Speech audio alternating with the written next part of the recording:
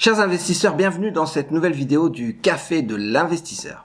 Le Café de l'investisseur, c'est un concept où en quelques minutes, on va discuter d'un sujet qui vous permet d'investir et de bien investir. Aujourd'hui, on va parler d'un montage que certains considèrent comme un montage fiscal, mais qui en fait apporte bien plus que des réductions fiscales. On va parler de la holding.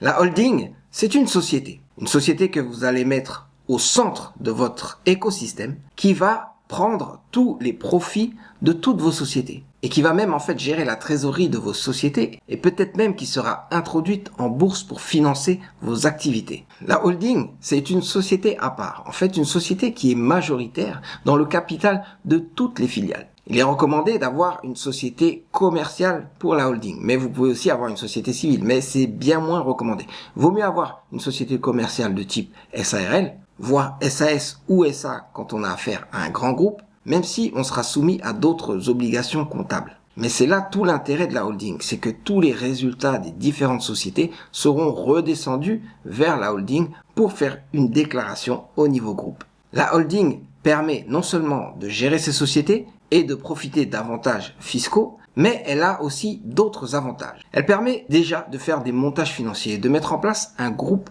financier. Parce que vous pouvez avoir différentes activités, mais c'est important de tout regrouper dans un seul groupe. Ça permettra donc ensuite de gérer la trésorerie au niveau groupe et donc de faire des prêts, des emprunts entre les filiales sans forcément passer par des banques ou d'autres sociétés externes qui pourraient vous facturer beaucoup plus pour ce genre de service. Mais il y a une chose qu'on oublie, c'est que les sociétés, on les achète, on les revend, on les transmet aussi. Et grâce à ce système où vous faites reposer votre groupe sur une holding, vous avez la possibilité de revendre vos sociétés, mais aussi d'acheter d'autres sociétés et surtout de transmettre vos sociétés plus facilement à vos ayants droit. C'est donc tout un système fiscal qui a tous ses avantages. L'optimisation fiscale, il faut y penser. Et grâce à la holding, vous allez utiliser les meilleures armes pour payer moins d'impôts. Et payer moins d'impôts, c'est important.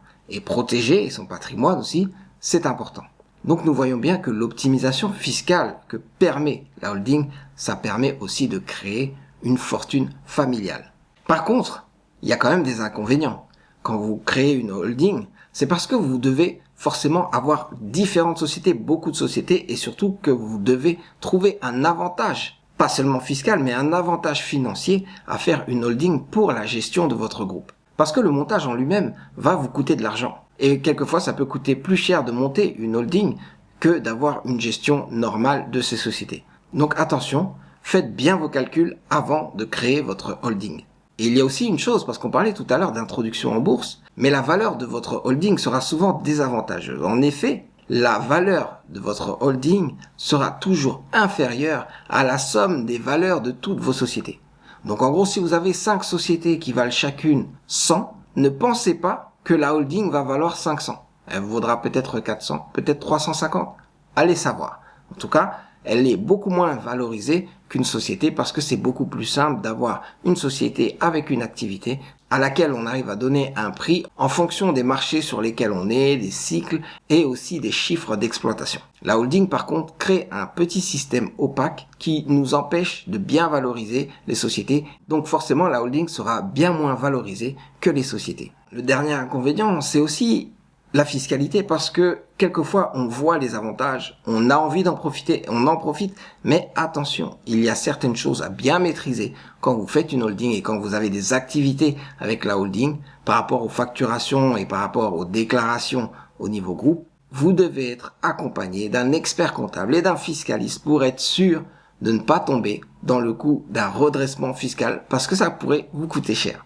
En dehors de ça, vous voyez très bien quels sont les avantages des holdings. Donc ça peut être intéressant pour vous, si vous avez différentes sociétés dans lesquelles vous investissez, d'avoir une holding et de créer un groupe. Mais ça vous permet aussi de comprendre le fonctionnement des grands groupes qui réussissent, dans lesquels vous pouvez vous aussi investir. J'espère que cette vidéo vous aura appris beaucoup de choses sur la holding, au moins l'essentiel. Je vous revois très prochainement pour une autre vidéo où on va parler de produits financiers, on va parler d'investissement, on va parler de montage financier pour vous permettre de bien comprendre les rouages de l'investissement et de créer un patrimoine efficace. C'était Serge Aliwania pour le Café de l'investisseur.